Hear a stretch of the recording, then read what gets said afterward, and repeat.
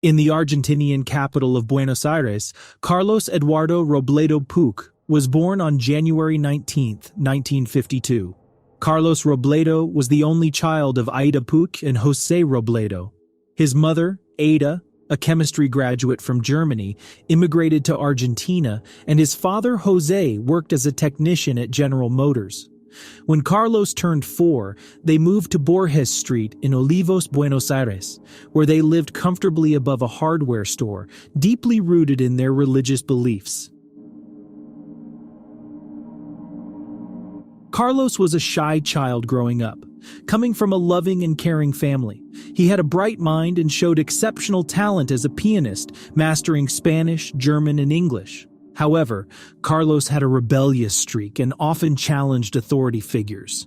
In 1968, at the age of 16, Carlos met Jorge Ibanez, and they quickly became close friends due to their shared aversion to authority. In 1970, they committed their first crime by robbing a jewelry store.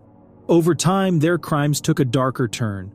On March 15, 1971, Carlos and Jorge were in dire need of money, leading them to break into a bar in Olivos, Buenos Aires.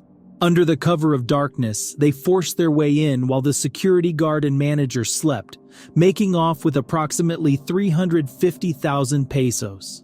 But instead of running away quickly, Carlos opened fire on the two men while they were asleep. Both Manuel Godoy and Pedro Mastronardi passed away instantly. When questioned later on regarding his motivation for shooting the two men, he merely responded, "What did he want me to do? Wake them up?" On May 9, 1971, just 2 months later, Carlos and Jorge made the decision to rob Vicente Lopez Cars Parts store. They discovered the owners, a young couple with a new baby, as they searched the property for cash and anything of value. Carlos fired twice, killing the man and wounding the woman. As the young woman laid injured, Jorge S.A'd her. Carlos stopped and turned around as they were leaving. The baby was crying as he laid in his bed. Before leaving the building, Carlos took aim and fired straight at the bed. Fortunately, he missed the infant boy who lived through his ordeal. Approximately 400,000 pesos were stolen by Carlos and Jorge. The two robbed an Olivos supermarket 15 days later, on May 24, 1971, killing the security guard in the process. They managed to escape with about 5 million pesos, and it seems that they were so happy about it that they toasted one another with stolen whiskey over the body of the target they had shot. Following this, on the 13th of June 1971, Carlos and Jorge abducted and essayed a 16-year-old girl. After letting the girl go, Carlos then shot her 5 times in the back. She died instantly. 11 days after the initial assault, they committed the same crime in the same place again, only this time they kidnapped, essayed, and killed a 23-year-old woman. This woman was shot in the back once more while attempting to flee. Carlos may have grown weary of Jorge, and there are rumors that the couple's relationship may have begun to deteriorate. They were involved in a car accident on August 5, 1971. Jorge passed away at the scene, but Carlos fled unharmed. Numerous people think that Carlos, who was driving, staged and caused the accident on purpose in order to get rid of Jorge, one of his accomplices.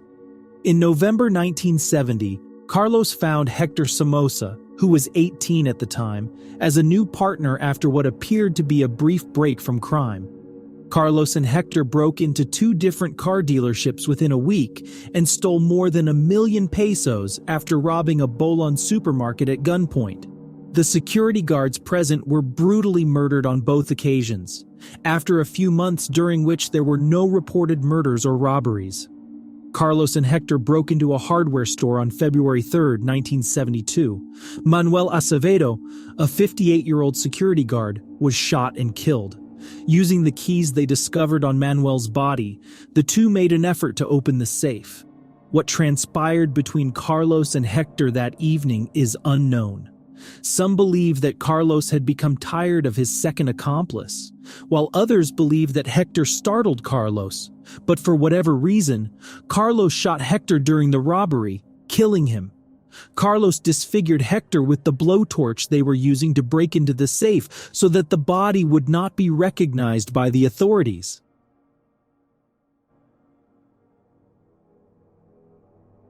Carlos then fled the scene with the contents of the safe. Hector had some identification cards in his pocket, which the police used to identify both his body and his accomplice, but he was unaware of this at the time. Just 2 weeks after turning 20 years old, on February 4, 1972, Carlos was taken into custody. The fact that this young man, who had such a young or boyish appearance, had committed such atrocities while awaiting trial confounds many media outlets. He turned out to be a challenging prisoner. He had poor behavior, an unclean cell, and frequently tried to control those around him. Carlos pretended to need medication when he visited the prison hospital in 1973. He had already put his escape strategy into motion, which the guards were unaware of. Together with a companion, he attempted to escape the prison using a rope he had made from braided sheets that had been attached to the wall by a hook. The fact that it was foggy that day made it harder for the guards to see what was happening, which helped them escape. The two men were trying to flee when the guards noticed them and started shooting. Carlos made it over the wall. His accomplice, however, did not. Carlos evaded capture for nearly 3 days before being apprehended and brought back to the prison. Carlos's case did not go to trial until 1988, several years after his arrest. The young woman whose husband was murdered in front of her and whose child Carlos tried to shoot testified at the trial, among others. In addition to being found guilty of several counts of SA, Carlos was also found guilty of 2 kidnappings, 1 attempted murder, 17 robberies, and 11 murders. Showing no remorse for his crimes, he was given a life sentence and transferred to the high-security jail of Sierra Chica near the city of Olivaria. His last words to the court included statements like, "Someday I am going to get out and kill you all." Carlos was 48 years old when he became qualified for parole in July 2000. Carlos did not request to be released until May 2008, which was 8 years later. However, it was discovered after reviewing Carlos's case and the most recent psychiatric and according to psychological profiles that he experienced extreme aggression and psychotic outbursts.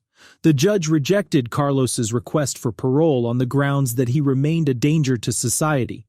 Later, in 2008 and 2009, there were additional parole reviews. Parole was turned down once more. Carlos asked for a review of his initial sentence in 2013, or, if that was not possible, he asked to be put to death by lethal injection. Due to Argentina's ban on the death penalty, both of these requests were turned down. Carlos remains imprisoned in Argentina to this day, and it is thought that his health has deteriorated. He has not had any visitors in a long time, and chess games with other prisoners are said to be his only pastime. He has served more than 48 years in prison, making him the country's longest-serving prisoner. His nickname in the press is El Ángel de la Muerte, or in English, Angel of Death. To me, this criminal sounds like the archetype of a psychopath. No remorse in the slightest. Luckily, Carlos is behind bars and can no longer be a threat to society. Keep in mind that although it's easy to focus solely on the perpetrator of a crime, try as well to remember the victims and their families who suffered a devastating loss. Nonetheless, thanks for watching this episode of Horror Vault.